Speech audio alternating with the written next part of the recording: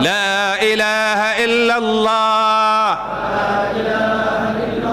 الواحد القهار رب السماوات والأرض وما بينهما العزيز الغفار. Kita baca tiap-tiap lepas asar 10 kali, tiap-tiap lepas subuh 10 kali. Iman kita akan kukuh, iman kita akan kuat. Datanglah apa sekalipun, takkan berganjak.